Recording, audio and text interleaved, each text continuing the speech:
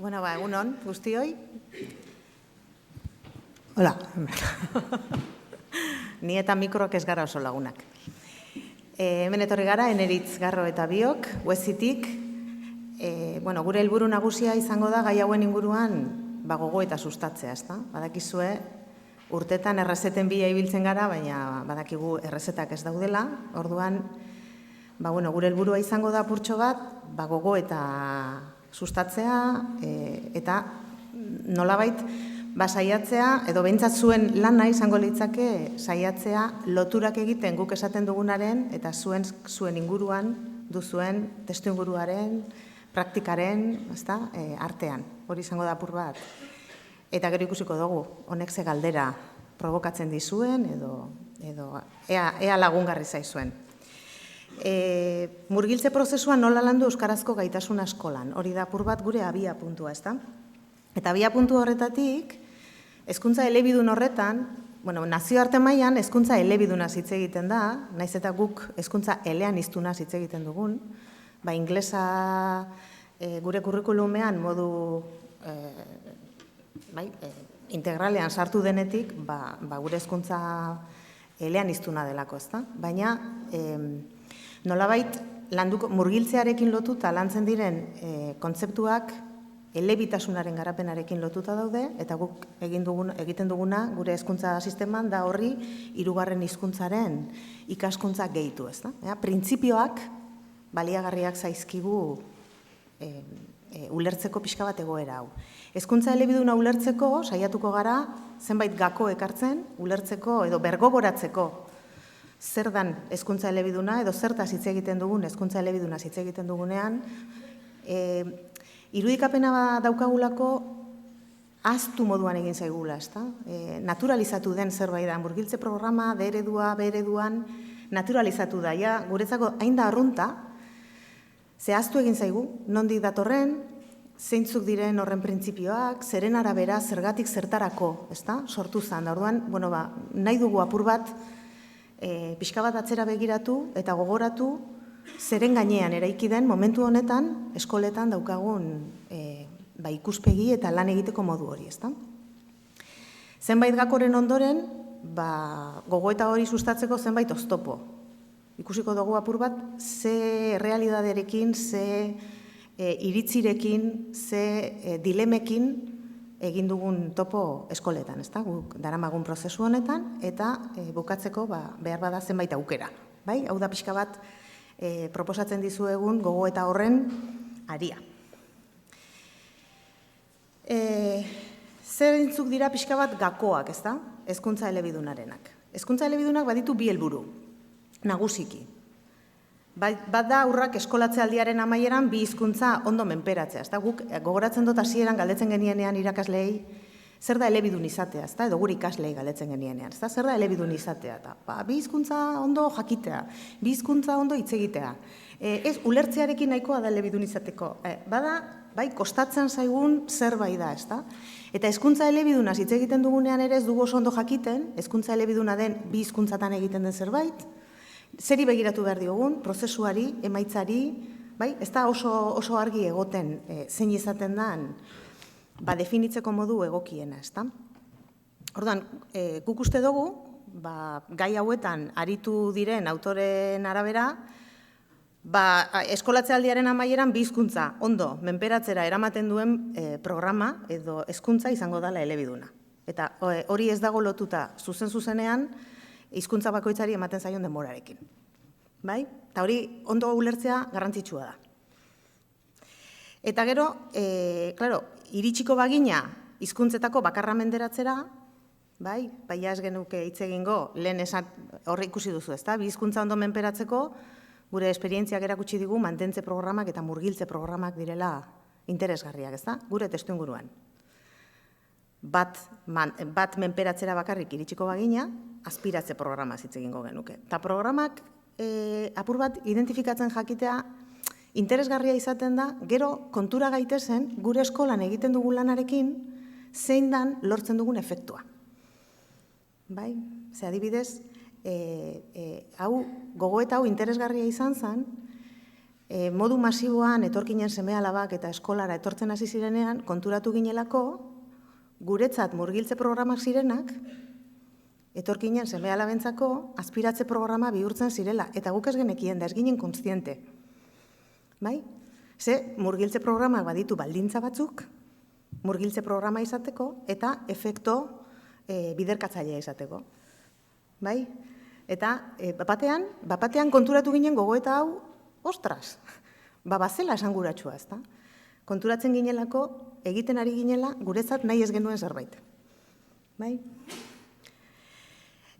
Hizkuntzaren trataeran, hezkuntza elebiduna lortzeko bide horretan, 3 jokabide aurkituko ditugu, ezta? 3 jokabide horietako lehenengoan aurrak eskolatzen dira bere lehenengo hizkuntzan, bere H batean, ezta? Eta H batean eskolatzen baldin bagara, horrek emango digu mantentze programa, bai? Aurrak eskolatzen baldin badira bigarren hizkuntzan, baina lehenengo hizkuntza kontuan hartzen baldin bada, bai? Hor eskolatzen ditugu murgiltze programan. Eta aurrak eskolatzen baldin badira bigarren hizkuntzan, baina bere lehenengo hizkuntza kontuan izan gabe, orduan, efekto moduan, ondorio moduan, etorreko zaigu aspiratze programa, ezta? Eta hau garrantzitsua da. Lehen akordatzen zate esan detela, etorki ginen seme-alabak etorri zitzaizkigunean, konturatu ginela, nolako programak ari ginen, nahi gabe, ze guk ez ditugu eskolatzen programa batean, guk eskolatzen ditugu D ereduan, B ereduan, edo A ereduan, ezta? Baina zein da horren ondorioa, ezta? Eta ondorio hori ondo ulertzeko, ze programa mota ari garen sortzen eta eraikitzen, interesgarria izan daiteke. Iruditzen zaigu, interesgarria dela, kontuan eukitzea, hau guztia nondi datorren. Gogoeta hau nondi dator, eta guk, zuek badakizue, gure D eta B ereduetan, onaino ja identifikatu dozue, bai? D eredua euskaldunentzat mantentze programa dela, euskaldunak ez direnentzat murgiltze programa, bai, ezta? Eredu bera, programa bat edo beste bat. Garai batean ez genituen nahazten, gainera. Eta orduan, bagen euskan mantentze taldeak eta bagen euskan murgiltze taldeak. Gero hasi ginen nahazten. Bai? Beraientzat, erabilerari begira eta ikaskuntzari begira, eraginkorragoa izango zelakoan. Baina hori ez daukagu guztiz konponduta oraindik. Bai? Hor oraindik dilema daukagu. Oraindik ere badaude eskolak, zalantzan daudenak, oraindik ere badaude eskolak, erabakitzen dutenak ez nahaztea, eukitzea mantentze eta murgiltze banatuta, baina egia da, gela gehienak dauzkaguna nahaztuta. Bai? Eta nahaztuta eukitzea efektua dauka, eta gure esku hartzearen gan eragina euki beharko luke. Berdin tratatu behar ditugu, premia berberak dituzte. Bai? Eta batzuetan ez gara konstiente. Ze murgiltze programez, momentu honetan, edo murgiltzearen lanaz, edo, azkenen urtetan hitz egiten da nahiko gutxi. Egon algara eskoletan, egon algara ni egon naiz adibidez. Eskolan lanean, murgiltze talde batekin, jakin gabe murgiltze programa bat zer den. Etzegoen gogoeta hori eskolan. Eta nola etzegoen, eta aurretik ez badaukazu hori ikasita, eta ez geneukan, bada gogoeta bat, azkenengo urteetan naturalizatu egin da. Hau da normala, hau da gure ohiko, eta orduan ez da egin gogoeta hori, eta hor dauzkagu pixka bat desajusteak, ezta? Zein da pixka bat programa edo murgiltze honen aurrekaria. Aurrekaria daukagu Saint Lambert eskolan, ez dakit ezagutzen duzuen. 72an, Montrealen, hau da gure momentu honetan, gure eskoletan daukagun programa nagusiaren aurrekaria, aitzindaria, bai? 110 haur ingelezdun eskolatu zituzten frantseseko murgiltze programa batean. Familien autua izan zen, eta familien helburua zen, beraien seme-alabak bi komunitateekin eroso sentitzea. Eta ikerlari batzuek egin zuten programa edo proiektu horren prozesuaren ikerketa, ezta? Lambert eta Perlek. Eta ikusi zuten emaitzak zirela onak. Bai? Emaitza honetarako baldintza batzuk zeudela ikusten zuten, ezta? Zeintzuk dira baldintzak emaitza onak egon daitezen. Hizkuntza bakoitzaren prestigioa, honetaz askotan hitz egiten dugu, ezta? Hizkuntza bakoitzaren prestigioaren arabera, lortuko dugun elebitasuna izan alda kentzailea ala gehitzailea. Bai? Segun eta zein den H bat eta HB, eta zein, H bat eta HB, eta zein den eskolatze hizkuntza, ezta? Familien maila soziokulturala ere baldintza bada. Eta hori badakigu gaur egun ere, ezta? Eta baldintza importante bada eskolaren programa eta antolaketa, eta ikasleen ezaugarriak zeintzuk diren ere bai. Hauek baldintzak baldin badira, zergatik izan zen arrakastatxua Montrealgo proiektua, edo prozesu hori, ezta? Esperientziarek eukizitun ezaugarri jakin batzuk. Lehenengoa zen ikasle guztiek jatorri bera zeukatela. Inorretzegoen desabantailan. Bai, guztiak ziren etxetik ingelesdun, familia guztiek nahi zuten beraien seme-alabak elebidunak izan zitezen, bai, inorretzegoen desabantailan. Irakasleek ulertzen zuten ikasleen lehenengo hizkuntza. Errespetatzen zuten eta arreta jartzen zioten. Bai? Familien erabakia borondatezkoa izan zen. Familiek seme-alabak eraman zituztenara horrela nahi zutelako. Borondate argia zeukaten. Eta gainera familiek interes handiz jarraitzen zuten beraien seme-alaben frantseseko garapena. Eta nola, ingelesaren garapena ere interesatzen zitzaien, etxean, gainera, argi zeukaten beraien erantzukizuna ere bazela etxeko hizkuntzaren garapena eta ikaskuntza, ezta? Eta eskolako programa antolatu zen, haurrak elebidun izan zitezen, ezta? Etxeko hizkuntzaren kalterik gabe. Ezaguna egiten zaizu, ezta? Bai, identifikatzen dozue, gure eskolako. Printzipio horiek guztiak, Cumminsek bildu zituen, ezta? Eta orduan, Cumminsek esaten zuen, murgilketan ikasle elebidunek bi hizkuntza ikastea hizkuntzen arteko transferentzia bidez gertatzen zala, ezta? Berak azaltzen zuen transferentzien bidez. Eta nolabait bazegoen lotuta, eskolan nolabait transferentzia hori X hizkuntzan lantzen baldin badugu, Y hizkuntzara nola egiten dugun transferentzia hori landu egin behar dela. Berak esaten zuen transferentzia horiek oso garrantzitsuak zirela, hauek ezagunak dira, irudiak dira tradizionalak, klasikoak dira. Berak sortu zuen elkarmenpekotasunaren teoria, eta teoria horren arabera planteatzen zuen hizkuntzek badituztela azaleko gaitasun batzuk eta sakoneko gaitasun batzuk, ezta? Orduan ikusten duzue, lehenengo irudian hizkuntza batek badituela ezaugarri batzuk azalekoak direnak, normalean ikusten ditugunak, eta azalekoak dira normalean hizkuntza batek duen lexikoa, dituen soinuak, hori da nolabait azalekoa, eta sakonekoa da gehiago, kognitiboa eta akademikoa, ezta? Dira gaitasun sakonagoak, logikarekin lotuago daudenak, edo hizkuntza baten izaeraren, garapenarekin lotuta daudenak, ezta? Bi hizkuntzara pasatzen dugunean, eta hau da, apur bat berak izebergaren irudia erabiltzen zuen horretarako, izeberg batean, badakizue, azalean dagoen zatia txikiagoa dela, eta azpian dagoena askoz handiagoa, ezta? Azalean, hizkuntza bakoitzak ditu bere ezaugarri azaleko horiek, bakoitzak dauka bere lexikoa, bakoitzak dauka bere ortografia, bakoitzak dauka bere gramatika, baina horren azpian daude beste gaitasun batzuk sakonagoak direnak eta konpartituak direnak. Hori da elkarmenpekotasunaren teoria. Eta konpartitzen diren horiek dira transferigarriak direnak. Gu ez bagara honen kontziente, eskolan egiten duguna da hizkuntza bakoitza bere aldetik landu, ez aprobetxatu hizkuntzen artean dauden alderdi transferigarriak, dauden alderdi komunak, eta egon gaitezke gauza berbera lantzen hizkuntza bakoitzean, bata bestearen atzean. Hau oso garrantzitsua da. Orduan, baldintza hauek aprobetxatuta, eskolan egin dezakegun lanketa hizkuntzei begira askoz eraginkorragoa izan daiteke. Baina ez badugu gogoeta hau egiten, eta ez baldin badugu alderdi hau lantzen, baldintza horiek betetzeak, Cumminsek esaten zuen oso lotuta dagoela gaitasun linguistikoarekin, ezta? Edozein hizkuntzatan hitz egiteko, idazteko edo irakurtzeko egiten ditugun ariketa kognitiboak egiten ditugu toki berean. Ez ditugu egiten toki desberdinetan. Hizkuntza bakoitza ez dago toki batean, gure burmuinean. Tradizionalki hori pentsatzen zen, hizkuntza bakoitza isolatua zela, ezta? Bakoitzak ditu bere ezaugarriak, aparte landuko ditugu, ez daukate zerikusirik beraien artean. Cumminsek erakutsi zigun hori ez dela horrela.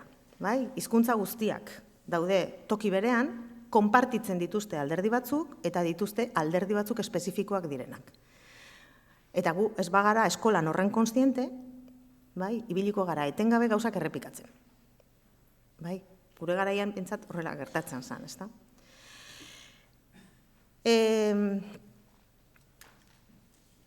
Ze lotura dauka baldintza horiek betetzeak eta gaitasun kognitiboaren eta gaitasun linguistikoaren arteko lotura, ezta? Ze beste auzi bat planteatu zuen Cuminsek, da nola den posible programa elebidun batzuetan ikasleek emaitza onak lortzea eta beste batzuetan ez, ezta? Eta horretarako Cuminsek formulatu zuen atalasearen teoria. Eta atalasearen teoria ikusten da mailaketa horretan, ezta? Mailaketa horren arabera ikusten duzu badaudela gezi batzu gurutza doazenak, eta horrek planteatzen dute noraino iristen den hizkuntza bakoitzaren garapen prozesua, ezta? Orduan, berak esaten du, bi hizkuntzatan elebitasuna maila jasoa baldin bada, bi hizkuntzatan maila jasoa baldin bada, horrek eragingo duela elebitasun gehigarria, hizkuntza bati beste hizkuntza bat gehitzen zaio, bai, elebidun ez gehitzen zaio modu matematikoan, baizik eta osatu egiten da, ezta? Bi hizkuntzatan maila jasoa baldin badago, eragin kognitibo hori izango da onuragarria, bai? Bi hizkuntza horietako batean lortzen baldin bada natiboaren maila, eta bestean behar bada ez, kognitiboki hori ez da, ez positiboa, ez negatiboa. Bentsat hizkuntza batean badu, ezta? Bere gaitasun osoa eraikita. Eta hori izango litzake gaitasun elebidun jasoaren atalasea, ezta? Hor badago, mailaketa bat, ezta? Baina ez hizkuntza batean eta ez bestean. Ez bada minimoa lortzen, hizkuntza garapena batean eta bestean bietan baldin bada bajua, bai? Horrek dakar sasi elebitasuna deitzen duen hori, eta horrek bai dauka eragin kognitibo kaltegarria. Eta hori, bat dator esaten dugunean hizkuntzaren garapena, zuzenean lotuta dagoela ikasleen ikaskuntza eta lortuko duen maila akademikoarekin. Bai, hizkuntza eta ikaskuntza erabat lotuta daude.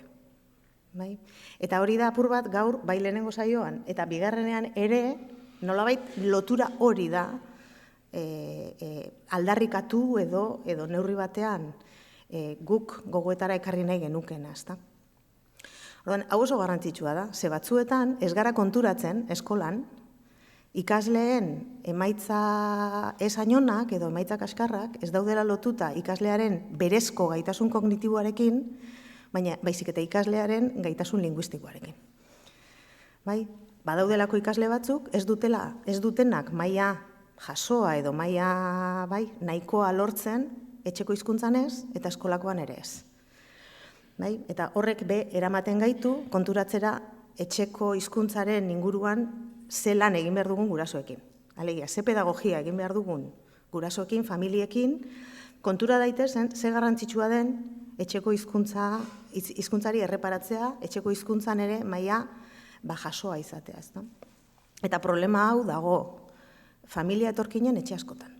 Erabakitzen dute gizarteko hizkuntza nagusia erabiltzea familiako hizkuntza moduan. Eta ikasle horiek ez dute eukitzen, bere gurasoek daukaten gizarteko hizkuntza horren mailaren araberakoa. Ulertzen? Ez dago, bai? Ez da lortzen eskolakoa arrotza egiten zaie, etxekoa ere arrotza da, gainera erdipurdikoa izatera iriz daiteke, arazo hau momentu honetan familia askotan eta eskola batzuetan arazo importantea da, bai? Eta eragiten du izugarri ikaskuntzan, ezta? Cuminsek planteatzen zuen, aberasgarriena printzipioz izango litzakela murgiltze programetan eskolatzea lehenengo hizkuntza sendoa duten aurrentzat. Hori oso garrantzitsua da, bai? Bigarren hizkuntza batean eskolatzen baldin badira eta etxeko hizkuntza sendoa baldin bada, bietan lortuko dute maila oso ona. Bigarren hizkuntzan eskolatzen baldin badira, baina lehenengo hizkuntza ahula baldin bada, bai, etxeko hizkuntzaren kontra doa hori. Eta hori da kentzailearen, bai, elebitasun kentzailearen baldintzetako bat. Eta honek oso kontuan eduki behar ditugu. Askotan, familiekin egoteko, eskolako programak begiratzeko. Helburua beti izango da guretzat elebitasun orekatua. Eta guretzat gero hirugarren hizkuntzaren ikaskuntza. Jakina, bai? Baina hirugarren hizkuntza askoz ere hobeto ikasiko dugu, elebitasun funtzional altua lortzen baldin badugu horren aurretik. Zeintzu dira oinarrizko baldintzak Antolatzaileen lana zein izango da? Aurren behar linguistikoei erantzutea, ezta? Programaren iraupena, hizkuntza bakoitzari eskainitako denbora, aurren lehenengo hizkuntzaren tratamentua, eskolan eta etxean, hori oso garrantzitsua da, bai? Eta hori ez da arazoa izan, familien hizkuntza gaztelania izan den bitartean. Baina familien hizkuntzak dauzkagunean 20, 10, 15, bai? Irakasleak ez ditu ezagutzen ume horien guztien etxeko hizkuntza, eta orduan ziurtatu beharko genukena da, etxean egiten zaion trataera. Eta hortik, familiekin pedagogia egitearen, ezta? Familiei ere esplikatu beharko genieke hizkuntzak nola ikasten diren, zer dan garrantzitsua, zer eragin daukan horrek, bai? Irakasle elebidunak esan dut, ezta? Aurre lehenengo hizkuntza ezagutzea. Eta momentu honetan hau, ez dugu betetzen. Metodologia, zein da metodologia eraginkorrena hizkuntzak ikasteko? Ikuspegi komunikatiboa daukatenak. Bai, testuetan oinarritzen direnak, erronketan oinarritzen direnak, ekintzara eramango dutenak, hizkuntza erabilera eta ekoizpena sustatuko dutenak, bai, hori ere badakigu. Familiek borondatez hautatzen dituzten programak dira eraginkorrenak, eta hau ere momentu honetan erdizka betetzen da, bai? Ze badaude zonalde batzuk non ez dagoen auturik egiteko aukerarik. Bakarrik dago eredu bat. Bai? Baina hori bada gure komunidadearen autua baita ere, ezta? Familiei nola esplikatzen zaie zeintzuk diren autu egokienak. Zein dan elebidun orekatu eta maila altuko izateko aukera ematen diena, ezta? Eta gero adin egokiena da no dakigu sarrera goiztiarra dela, eta hori bada gaur egun daukagun. Zergatik jarri dut hau dena? Kontura gaitezen gure egoera ze konplexua dan. Zeintzuk dira murgiltze programa arrakastatsuaren gakoak? Momentu honetan ez dakit betetzen dugun bat. Gure egoera momentu honetan da konplexuagoa. Bai, eta konplexuagoa denez, orduan bihurtzen da ezinbesteko honi buruz hitz egitea, gogoeta egitea, ulertzea, nondik datozen ditugun dilemak, nondik datozen batzuetan ikusten ditugun oztopoak. Bai, honek eraman behar gaitu gure artean eztabaidatzera, lasai, bai, ze egoerak eraman gaitu honetara, eta orduan egoera honen aurrean nola jokatu aldogun, gure artean eztabaidatzera eta erabakitzera eraman beharko gaituzte, ezta? Badirudi urruti joan naizela, baina honek esplikatzen du momentu honetan zergatik gauden bide gurutze ikuspegi pixka batean, ezta? De repente aldatu egin zaigulako lurra. Bueno, de repente ez, baina bueno.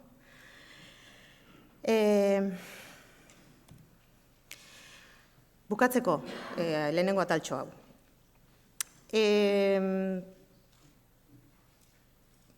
Garrantzitsua da, murgiltze programari begira apur bat iruki didaktikoan ere fijatzea. Hor daukazue iruki didaktikoaren irudia, zeintzuk dira ikasleen egitekoak, irakaslearenak, eta zer da objektuarekin lotutakoa. Eta apur bat esan dudanaren laburbilpen moduko bada. Murgiltze programa batean ikaslei begira, akatsa ez da akats, ez da porrot, egoera horretan, akatsaren tratamentua desberdina izan behar da, eta kontziente izan behar dugu lehenengo hizkuntza eta bigarren hizkuntza nahastea prozesuaren parte badela. Orduan, errorearen tratamentua, zuzentasunarekin daukagun batzuetan obsesioa, ze batzuetan obsesioa daukagu, batzuetan ez gara kontziente noiz zer den egokiagoa honen arabera, ezta? Irakaslea elebiduna da, baina ez da eleaniztuna, beraz hor ja, baina kontziente izan behar du, eta saiatu gauza batzuk ikasten, beste komunidadearekiko, atxikimendu, lotura, gomendio, pedagogia, horiek guztiak egiten. Ikasleen eredu da irakaslea murgiltze programetan, bai hizkuntzen erabileran, eta baita ere hizkuntzen errespetuan. Eredu gara, eta horretaz kontziente izan behar dugu, ezta? Hizketa zaindu egin behar dugu, murgiltze programa batean gaudanean, hori badakizue, hiztegia murriztu, gramatika simplifikatu, hizketa erritmo motela erabili, keinuz lagundu, laguntza kontestuala, hori guztia badakizue. Errepikapen asko egin behar ditugu, galdera asko ikasleei, baina gero erantzuteko aukerak, ze galdera, nola erantzuteko, ze erronka proposatzen dute galdera horiek, hauetako bakoitzak badu horren atzean beste hainbat gauza aztertu alditugunak, ezta? input ulergarria bai, baina esanaiaren negoziazioa ere bai. Eta gero eguneroko esamolde eta adierazpideak ekoiztarazi, ez da horretarako testuinguru komunikatiboak eraikita. Ez da nahikoa inputa. Asko hitz egitea oso importantea da, baina hitz egin araztea ere bai. Ikasleak ez du bakarrik, ez da elebidun bihurtuko bakarrik entzunda. Ekoiztarazi egin behar dugu. Orduan, eta horretarako egoerak sortu behar ditugu. Eta egoera beti ez da ni galdetu zuk erantzun, ni galdetu zuk erantzun, ni galdetu zuk erantzun, ni galdetu. Bai? Nahikoa da. Eta batzuetan horretan hori izaten da gure jarduera nagusia, ez da? Eta ez dugu askotan pentsatzen harago, ez da? Joaten saiatu behar dugula. Orduan, egoera komunikatibo, testuinguru komunikatibo horiek eraiki egin behar dira. Bai, badaude berez, baina zaindu egin behar dira, dinamizatu egin behar dira, hori oso garrantzitsua da irakaslearen aldetik. Eta gero, objektuari dagokionez, zein da, ikuspegi komunikatibo eta funtzionalean oinarritu beharko genuke, ez hainbeste gramatikalean ere bai, baina nondik nora doan, ez da? Gramatikalak ez du eskatzen testua, testuak bai eskatzen du gramatika. Orduan, egoera komunikatibo bat ondo egiteko, gramatika egoki bat behar dugu, gramatika bera bakarrik egiteko ez dugu egoera komunikatibo bat behar. Ez du eskatzen. Nondik abiatuko gara? Gramatikatik, ala egoera komunikatibotik. Bai? Eta hori oso garrantzitsua da baita ere? Non ardazten dugun, ez da, gure ikuspegi metodologiko edo hizkuntzaren ikuspegi hori. Eta gero, pentsatzen dugu baitari horrere badago beste ikuspegi bat, esaten duena, ikasleek inkonstientek ikasten dutela, ezta? Txikiak direnean eskolatzen ditugu, egoera komunikatibo naturala da, berez ikasiko da, ezta? Eta berez, batzuk bai, batzuk berez ikasten dute dana, hori eta beste gauza batzuk ere bai, ezta? Baina gehienek ez. Orduan, ez da bakarrik eskolara ekartzea, baizik eta nolabait ikaskuntza bera, gela ikaskuntza gertatzeko berariaz prestatutako sistema izatea, ezta? Nola prestatzen dugu guk testuinguru hori eraginkorra izan dadin, dinamiza dezagun ikasleen hizkuntza jabekuntza hori. Aurrezkuntzan ere batzuetan ikusten da, ezta? Irakasleak behatu egiten dut, ikasleak beraien artean dabiltza. Bai? Eta beraien artean dabiltza, batzuetan elkarrekintzan dabiltza, beste batzuetan ez, eta egon aldira, ezer esan gabe 2 ordu. Eta hori ez da problema, etxetik hizkuntza hori oso ondo garatzen baldin badoa. Baina ez badoa, ari gara aukerak galtzen, ezta? Osea, eskolak izan behar du komunikazio testuinguru garrantzitsu bat, ezta? Eta gero egoera komunikatiboetan ikasi eta formari erreparatu behar diogu, ezta? Orduan, ez da bakarrik egoera komunikatiboari erantzutea eta hitz egitea, baizik eta aprobetxatzea beti egoera komunikatibo horiek gogoeta metalinguistiko hori ere txertatzeko. Ez badugu gogoeta egiten ikasleekin, ikaslea ere ez da kontziente izango, gu bezala. Osea, kontzientzia sustatu egin behar da, dinamizatu egin behar da. Ez da berez, berez bik. Eta beste danok, behar dugu, hori eztabaidatu, hitz egin, bai?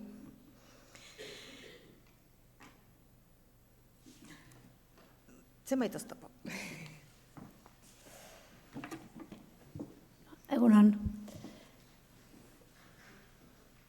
Gure asmoa bazan, Karmelek nolabait markoa ematea, Karmelek egitea memoria lana, eta nik orain ekartzea pixka bat, gorputzetik, bizipenetatik, jaso ditugun edo sumatzen ditugun hainbat korapilo, hainbat tentsio, hainbat dilema, hainbat oztopo, sentsazioa bai daukagu momentu historiko edo momentu oso berezi batean gaudela. Bagaude, belaunaldi aldaketa momentu batean.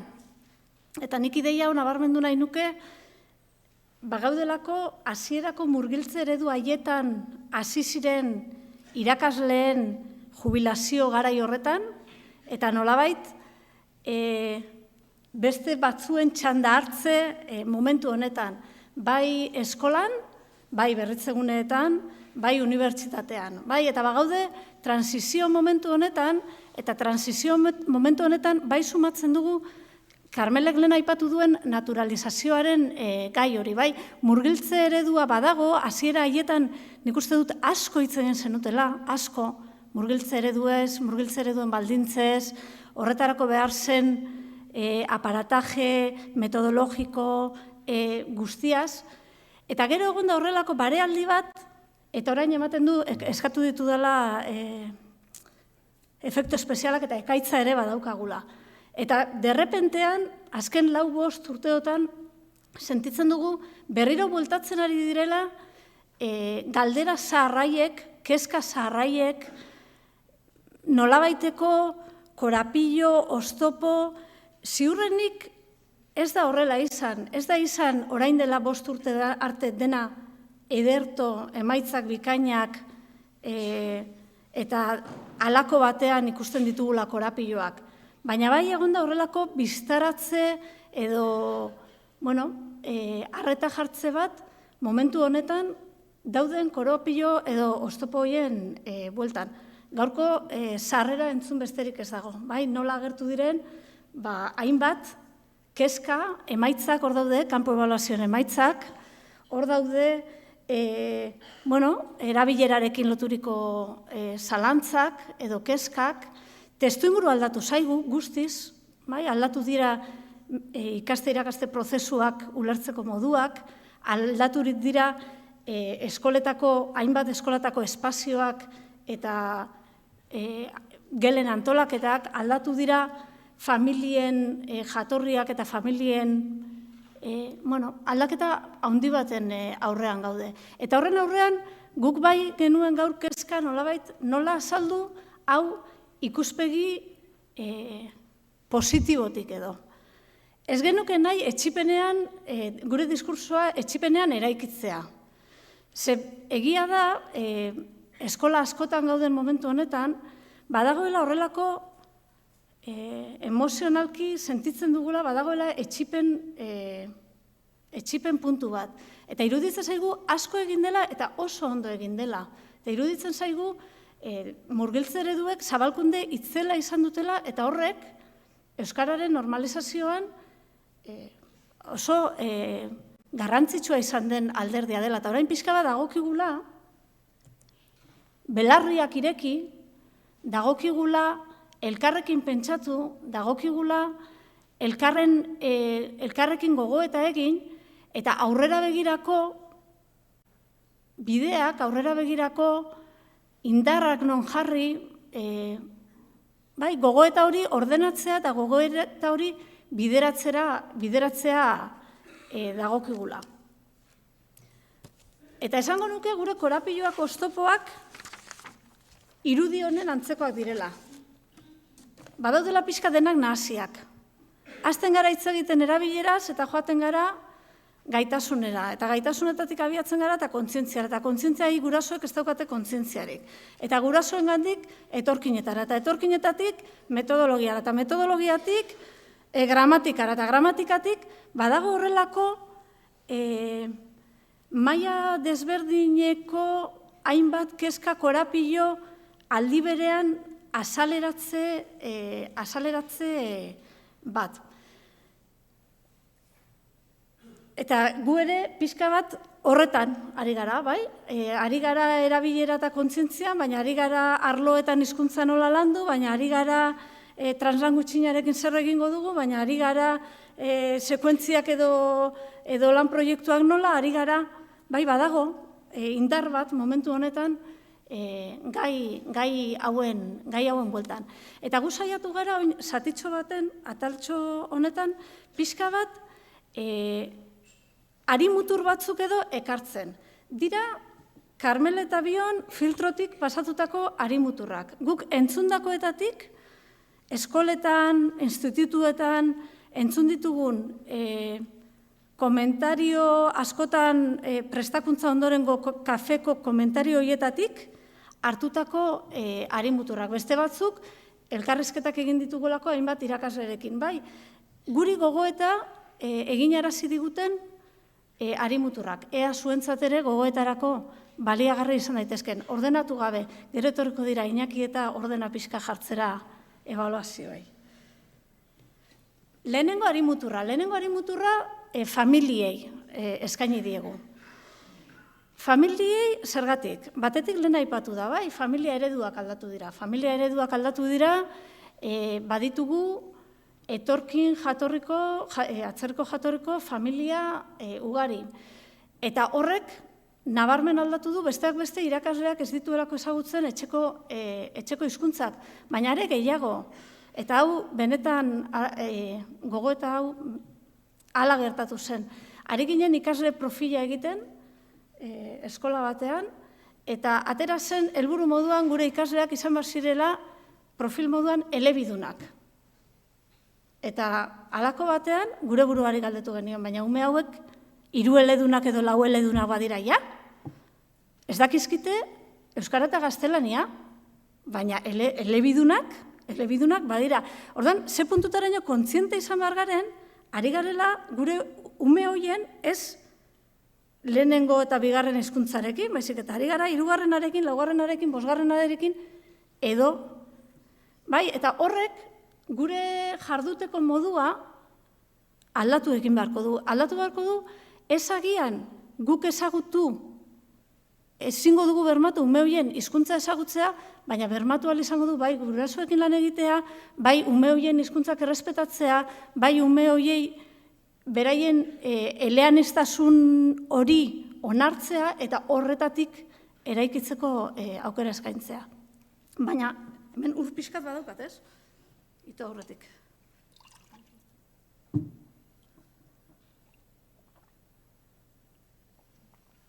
Inposatu egiten duzue. Ia da. Bigarrena, badago beste kontua familiekin, eta honek ni gehiago harritu ninduen. Kontua da, hainbat zonaldetan, gurasoa garela, murgiltze ereduan ikasi dugunok. Bai? Neutartean. Eta orduan, bazegoen, dirudienez esperantza bat, murgiltze ereduan ikasi dugunok, guraso moduan, etxean euskaraz egingo genuela, gure seme alabekin.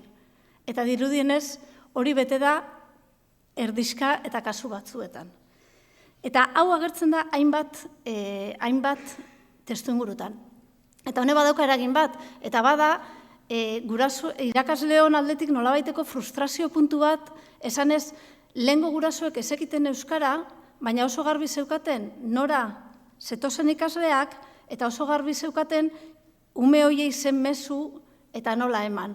Eta oraingoek, bai, zalantzak daude. Eta hori ere izan daiteke guretzako lanketagai edo korapilo edo erronka interesgarri bat. Bueno, hau da, bigarren gogoeta edo harimutur bat. Aurreko astean Karmeleri kontatua, bai? Pero es posible que alguien viva en Zarauz en euskera, ikasle batek. Bai? Honek zer dakar berarekin? Hor, badago liburu oso polit bat, Ortega Morortu Goirigolzarrik eta Urlak egindakoa, Euskal Hiztun Berrien ingurukoa, eta hor nolabait, helduaroan euskaraz bizi diren murgiltze ereduetatik pasatako ikasleek nolabait aipatzen dute beraiek euskaldun ez balira utxune bat izango luketela. Eta lotzen dute euskaldun izatea motivazio identitarioekin, integratzaileekin edo instrumentalekin. Badago nolabaiteko euskararen jabetza bat edo. Eta adibide honek nolabait gogoeta sortzen digu, ez? Ze puntutaraino gure ikasleek zenbait testuingurutan, zenbait ez diote bere buruarentzat balio hori ematen, baina ez bakarrik bere buruarentzat, baizik eta euskarari ez dute irudikatzen posible denik euskarak balio hori izatea. Bai? Eta hau iruditzen zaigu badela landu beharreko kontu bat, ez? Eskolako hizkuntza izatea gauza bada, baina nolabait imaginarioan, ikasle horien imaginarioan zer dago euskal hiztunok bizi dugun realitatea ez dutenean ikusten. Nola esan erabiltzeko zertarako? Eskolarako bakarrik, badauka beste funtziorik, badauka beste, bai, ez dakit. Pentsatu beharko genuke nola bi realidade horiek elkarri kontatu. Ziurrenik beste aldean jarriko baginake, euskara bizi den narentzat ere, ez litzake txarra ezagutzea realitate hau existitzen dela. Ziurrenik beraien hiztun rola beste modu batean biziko lukete. Bueno, pixkat, ikusiko duzu, salto-maltoka ibiliko naiz. Aipatu da hemen, goizean, euskara egin ahal izatean lan handia egin dugu eta orain erabilera. Bai, eta ematen du badirela, batetik gaitasunarena konpondua dugula, eta orain, lortu behar dugu gaitasuna duten horiek erabiltzea. Eta niri hori baino jaldrea nahasiagoa iruditzen zait, uste dut bizkotxoa gehiago dela. Bai, eta ezin dugula gaitasuna erabilera, eta adibide honek nolabait hori dakarrez. Hitz egiten dugunean hizkuntza gaitasunaz zertaz ari gara, zer daukagu buruan hizkuntza gaitasuna esaten dugunean. Zer da lehenengo etortzen zaiguna hizkuntza gaitasuna esaten dugunean. Bai, eta hor, erabilera eta kontzientzia hori hizkuntza gaitasunarekin nola jarriko dugu? Elkarrizketa hori nola bultzatuko dugu? 3 departamentu aparteko balira bezala, orain erabilera landuko dugu, orain gaitasuna landuko dugu, orain kontzientzia landuko dugu. Ez dakit, niri hor zerbaitek ez dite. Eta kontzientziarekin lotuta eta hiztun berriekin lotuta, honek ekarri nahi izan dugu beste gogoeta txiki bat euskalkien ingurukoa. Bai? Eta hor, hitzaldi hau prestatzen ari ginela, irakurri genuen artikulu batean, nolabait egiten zela, esaten zela, elebitasuna urteetan zehar elebakartasunaren ispiluan ikusi dugula.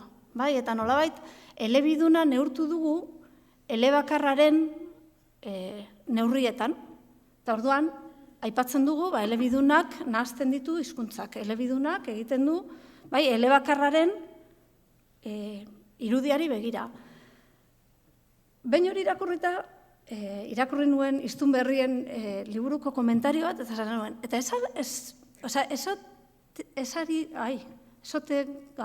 falta zatu orain. Ez ari gara, trabatu naiz, ez gara ari. Hiztun berriak murgiltze ereduetan ikasten ari direnak, neurtzen hiztun zaharron, euskaldun zaharron ispiluan. Ez alditugu gabeziak bakarrik ikusten, beraien oztopoak ikusten. Ez aldugu nolabait utxunetik, ezinetik neurtzen. Eta zenbat begiratzen dugu egin aldutenari, egiten dutenari, daukatenari. Bai, bestela inoiz ez dira iritsiko. Ipintzen badugu naturaltasuna dela euskalkian hitz egitea, ziurrenik askok inoiz ez dute euskalkian hitz egingo. Ez da izango hori beraien hori baldin bada neurria. Nola euskalkiei indarrik kendu gabe eta euskalkien balioa ahaztu gabe. Baina ez dakit oso justua den. Gasteiztarrari eskatzea euskalkidunaren freskotasuna. Eta atzo komentatzen genuen, Karmel eta biok Arrasatearra gara. Arrasaten, orain dela ez horren beste, euskalkian hitz egitea oso gaizki hitz egitea zen. Oso zabar hitz egitea zen. Eta Elizan, gipuzkeraz egin behar zen. 2. kategoriakoa ginen, euskalkidunak. Eta orain, badirudi, orain naturala gara. Bai, hor, gogoetarako gai bat, bai, ze puntutaraino, euskalki naturaltasun, emozioen hizkuntza, ze puntutaraino, hoiek jorratu behar ditugun eta nola jorratu behar ditugun. Karmelek aipatu du. Eta lehen esan dudana, hizkuntzari buruz hitz egiten dugunean, zeri buruz hitz egiten dugu. Hizkuntzari buruz hitz egiten dugunean, askori lehenengo burura etortzen zaiena da zuzentasuna. Da ondo gaizki Eta ondo gaizki, ia beti dago lotuta, gramatikalki zuzen edo ez. Eta egin dugun, orain gutxi egin dugun horrelako azterketa txiki baten, ikusi dugu, arloetako irakasleekin hitz egiten dugunean, arloetako irakasleek euskaraz hitz egiten dutenean, euskarari buruz hitz egiten dutenean, fokoa askotan zuzentasunean eta erabileran jartzen dutela. Eta aldiz, arloari buruz hitz egiten dutenean, esaten dute beraien ikasleek kritikoki irakurri behar dutela. Testu konplexuak ulertu behar dituztela, definitu behar dutela, sailkapenak egin behar dituztela, azalpenak eman behar dituztela, deskribatu behar dutela. Eta representazio horrek izugarrizko eragina dauka, ondoren ikusiko dugun beste diapo bateko esaldiarekin. Gramatikaren eztabaida nazioarteko eztabaida bada. Bai, noiz landu behar da gramatika, nola landu behar da, zer landu behar da, baina iruditzen zait askotan hitz egiten dugula gramatika edukiaz, eta ez horren beste gramatikaren erabileraz eta funtzioez. Eta gura moduko sistema elean iztu batean, oso gutxitan hitz egiten dugu gramatikaz, ikuspegi, hizkuntzen arteko ikuspegitik. Zer da horrela ingelesez, zer da horrela euskaraz, zer da horrela gaztelaniaz. Nola esaten da, bai, gure kontzientzia metalinguistikoaren inguruan, agian gehiago egiteko aukera izan dezakegula. Eta hizkuntzen arteko joan etorri horretan, ez dakit zuetako zenbatek entzun duzuen translanguagearen kontzeptu magiko hau. Ez dakit kontzeptu gehiago dagoen ikerketan, ala gehiago dagoen eskolan. Esango nuke oraindik agian gehiago dagoela ikerketan, bai. Zer da translanguagea? Translanguageari buruz hitz egiten dugunean, daude bi translanguage mota. Bata da, bat-batekoa eta bestea litzake pedagogikoa edo.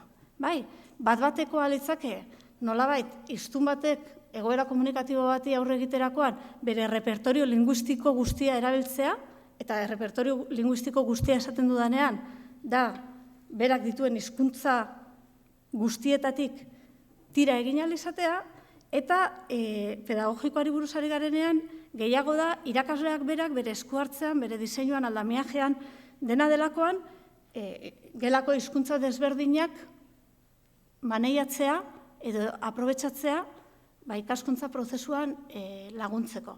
Translanguagearen ideia dator nolabait ingelesaren irakaskuntzan etxeko hizkuntzak nola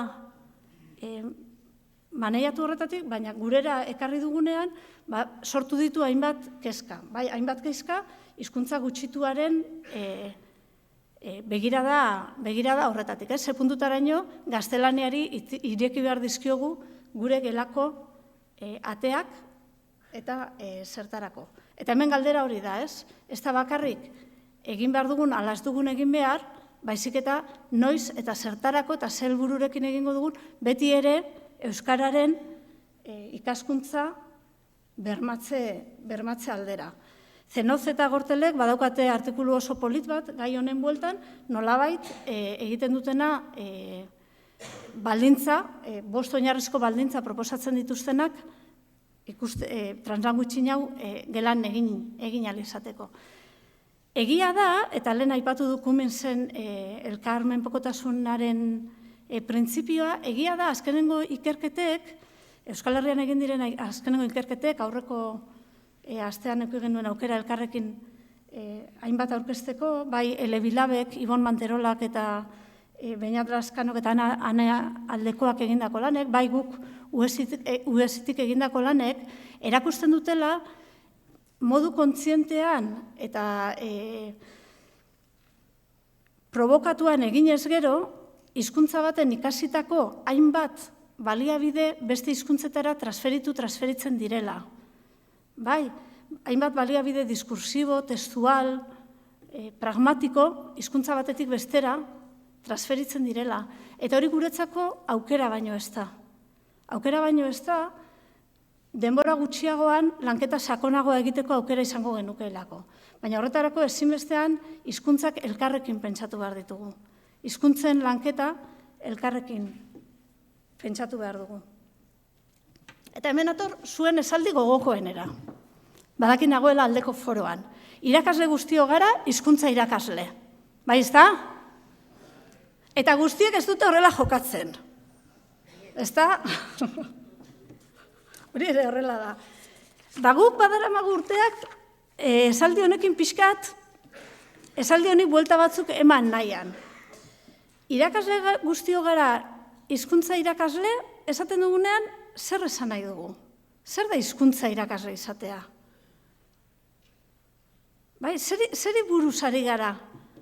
Zergatik arloetakoak hain deseroso sentitzen dira esaldi honekin askotan? Zergatik sentitzen dute ez dituztela gure espektatiba betetzen? Ez dutela guk espero duguna egiten? Zer eskatzen diegu zehazki arloetakoei hizkuntza irakasle izan bazarete esaten diegun horretan? Argitu beharko genieke. Zer den benetan beraiengandik espero duguna? Zuzentasuna lantzea? Espero dugu? Beraien lanetan ortografiari erreparatzea? Definitzen irakastea? Irakurketa kritikoak egiten lantzea? Bigarren partean, bigarren hitzaldean, sakonduko dugu gai honetan gehiago, orain horrela utziko dute publizidaderako bidean. Eta azkenengo bi diapoak momentu honetako aldaketa metodologikoei lotuta. Bai, esaldi hau ere askotan entzun dugu, goizan umeak etortzen dira, eta familia gelara sartzen ditugu, eta familia erdaldunen kasuan eurekin erdara sartzen da gelara. Bai, edo talde lanean jartzen ditugu, badakigu hori dela egin behar dena, badakigu ikaskuntzan horrela laguntzen duela, baina talde lanean jartzen ditugunean ikasleek erdaraz egiten dute. Eta hemen daukagu erronka, aldatu da hezkuntza, aldatu dira familiak, aldatu da metodologia, aldatu da eskola, eta aldatuko da gehiago. Berrikuntzaren olatua dator, baina orain etorko dira olatu bat, eta beste bat, eta beste bat, eta beste bat, bai? Etortzeko gelditu da berrikuntza. Eta erantzun berriak bilatu beharko ditugu. Eta oso garrantzitsua iruditzen zaigu, kasu hauetan, berrikuntzan sartzen direnean, aldaketa metodologikoak egiten direnean, batez ere kanpotik aldaketak ekartzen ditugunean, funtzionatzen dutelako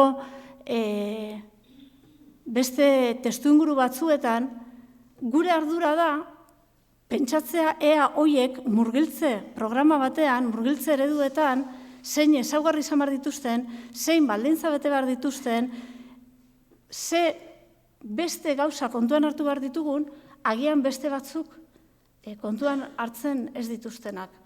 Sarrerako momentu hori izan behar dan zirkulazio librekoa, edo pixka beranduago izan behar dan, ea taldean jartzen dugunean rol bat eman da bakarri nahikoa den, edo rol bat eman gabe pentsatzen dugun ikasleek euskaraz hitz egingo dutela, taldekatzeak nola egingo ditugu.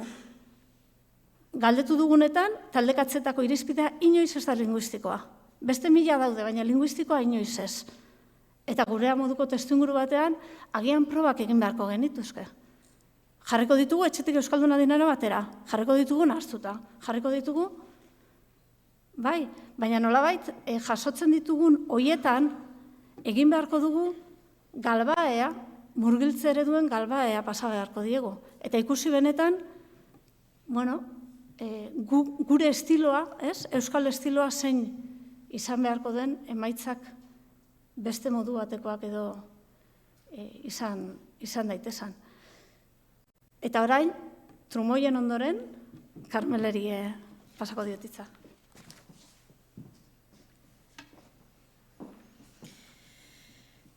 Laburbilpen moduko bat, edo esandako guztiaren harira apur bat, nola ikusten dugun, ezta? Eneritzek pista batzuk eman ditu, pero pixka bat laburbilduta edo, ezta? Maitek aipatu du, ezta, lehen hizkuntza proiektua, Maitek edo Idoiak aipatu du, ezta? Hizkuntza proiektua iruditzen zaigu guri oso elementu importantea, zentrala, eskolan, ezta? Iruditzen zaigu, hizkuntza proiektua izan daitekela bide horria, gogoeta hauek guztiak, lartu nahi ditugun horiek guztiak, apur bat zentratzeko, gogoeta aipatzen dut askotan, baina iruditzen zait oso garrantzitsua dela. Ez da nahikoa hizkuntza proiektua eukitzea. Hizkuntza proiektuaren prozesua egin behar da eskolan. Dokumentuarekin ez dugu ez egiten. Dokumentuak euki ditugu beste batzuetan kajoi batean sartuta. Bai? Ia dokumentua baino garrantzitsuagoa da eskolan egingo dugun prozesua. Eta eskolek behar dituzte prozesu horiek. Ze ez daude eta espazioak blindatu behar dira prozesu horiek egiteko. Eskolan ez dago denborarik. Hainbeste gauza dauzka eskolak egiteko, ezta? Hainbeste lan dauzkagu, ordu guztia dauzkagu okupatuta. Eta, klaro, ordu guztiak okupatuta badima dauzkagu, ez daukagu denborari gogoeta egiteko. Eta ez badugu gogoetarik egiten, gure koherentziak eta gure kohesioak, bai, nunbait.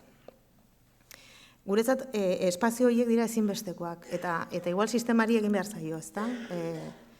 Eskola komunitatea ekosistema bada, eta ekosistema gisa funtzionatu behar dugu. Bakoitza bere aldetik, baldin bagoaz, bakoitzak egiten badu alduena.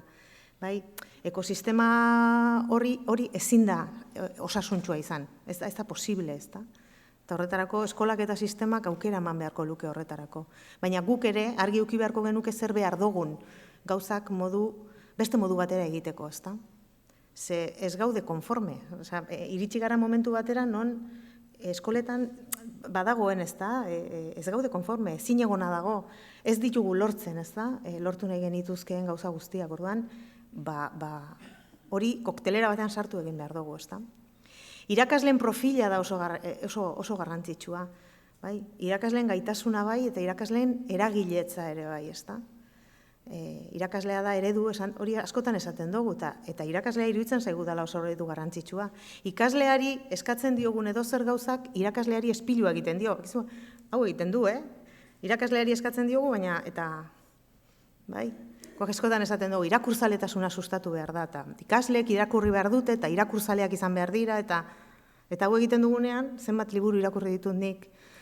Bai, gauza guztietan da horrela. Orduan, ikasleak nahi ditugu modu batekoak, eta nahi ditugu danak igualak, eta kalifikatzen ditugu gainera irizpide horien arabera,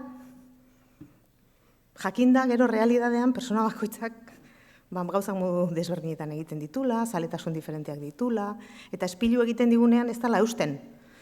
Bai, eta igual ariketa horiek ere egiten ikasi behar dugu, ez da? Irakasleak dira gainera hobekuntza proposamenen motorra. Baina ez bakarrik motorra, diseinatzaileak dira, motorra dira, gogoeta egin behar dute, baina izan beharko lukete baita ere prozesu horien aztertzaileak. Gu badugu amets bat, eta da irakasle ikertzailearen figuraren, ez da, gure ikasleekin saiatzen gara, hori sustatzen, irakaslea ahaldunduak, ez da, irakasleak dakiena, bere prozesuak diseinatzen, aztertzen, berrantolatzen, bai, beldurrik ez daukana, ez da, ona eta txarra edo ondo eta gaizki kalifikatzaileak erabiliko ez dituna, ez da, baizik eta egiten dituen prozesu horietatik, hobekuntza prozesuak sustatuko dituena, ez da, hori izango litzake ideala egoera hauetan, ez da. Kontziente izatea hizkuntza bitartekoa dela, baina helburu ere bai. Bitartekoa da eskolan egiten dugun danerako. Arloetarako, jolasteko, ikasteko, hitz egiteko, barreiteko, danerako hizkuntza da bitarteko, ez da, baina helburu ere bai. Orduan, aukera hori guztiak nola aprobetxatzen ditugun, hizkuntzaren gaineko ikaskuntza sustatzeko, ez da? Eta aprobetxatu egoera horiek. Elkarrekintza adibidez dago pila bat gelan, baina askotan egiten dugu. Baina ez dakit zenbateraino garen kontziente horrek dauken potentzialak, elkarrekintza hori diseinatuko bagenu. Eta pentsatuko bagenu, galdera batzuk eraginkorragoak direla beste batzuk baino, edo diseinatuko bagenu egiten dugun hori, ez da? Hori garrantzitsua da. Eneritze komentatu duena, ez da, berrikuntza pedagogiko metodologikoak oso ondo daude, baina gurera ekarri behar ditugu. Eta ikusi behar dugu ze efekto daukaten. Eta oso irizpide interesgarriak ekarri ditugu, baina ez gara konturatu batzuetan horrek hizkuntzaren jabekuntza eta ikaskuntza prozesuetan daukan inpaktuaz. Eta gero gainera ez dugu ikerketa egiten horretarako, guretzat iruditzen zaigu oso garrantzitsua dela momentu honetan ikerketa. Zabaldu egin dugu eredua, oinde eredua dago alde guztietan, murgiltze programetan gabiltza danok, baina egiten dugu ikerketa gutxi.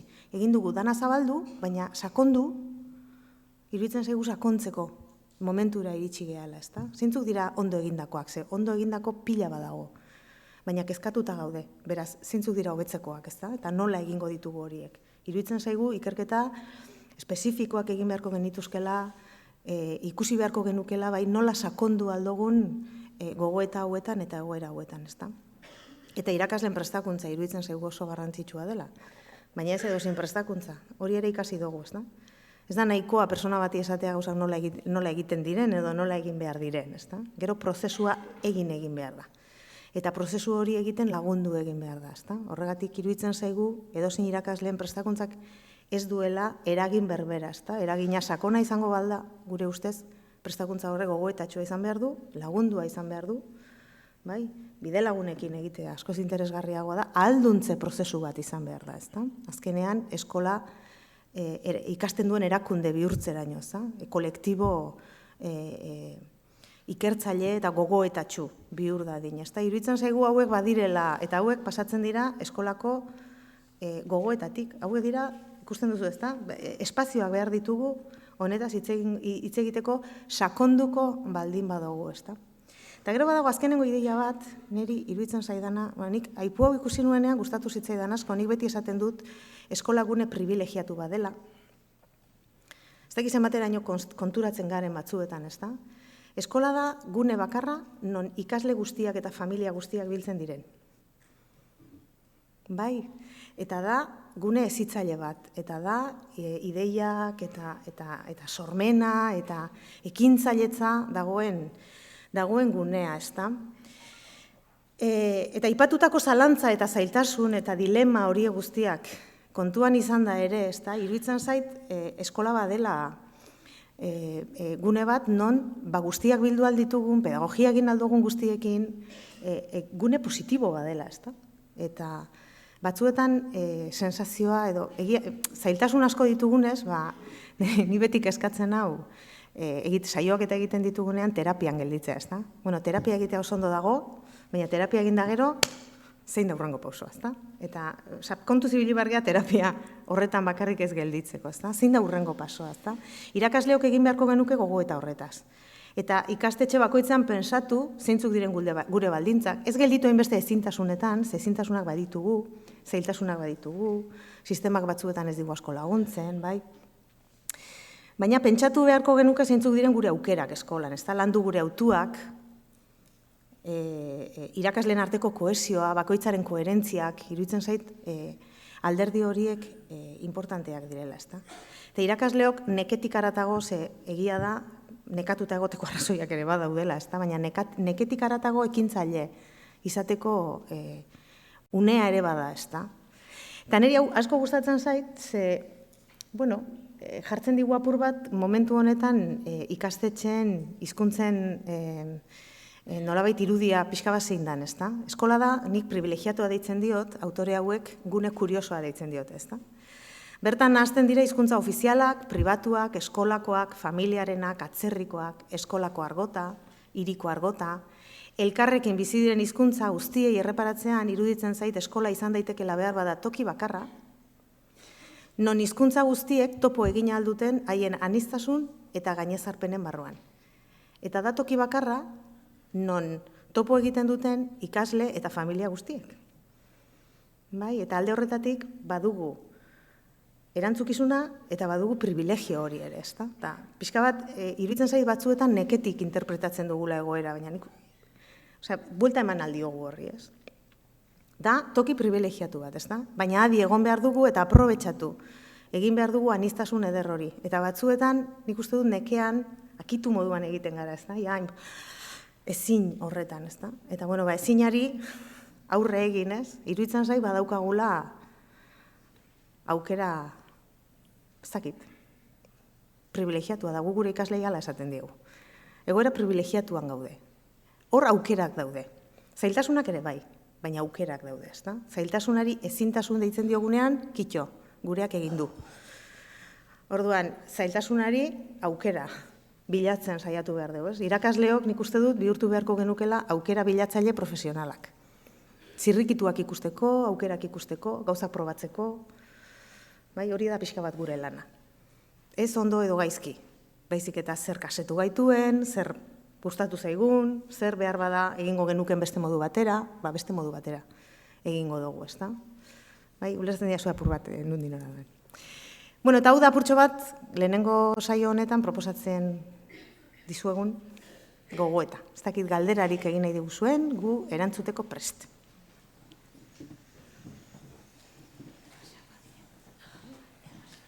Eskerrik asko Eneritz eta Karmele, denboraz gainera neurtuan, beraz galderaren bat egiteko aukera bada. Galdera egin nahi duenak esku altxa eta hurbilduko dira mikroarekin.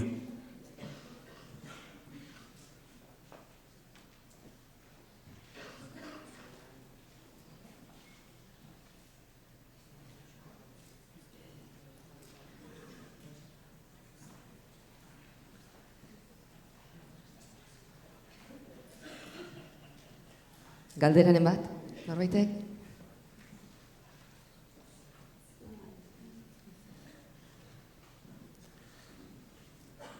Baldago aukerarik zuekin harremanetan jartzeko posta elektronikoaren bidez edo?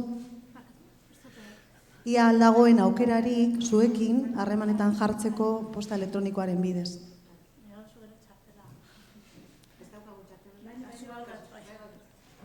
Bale, eskerrik asko.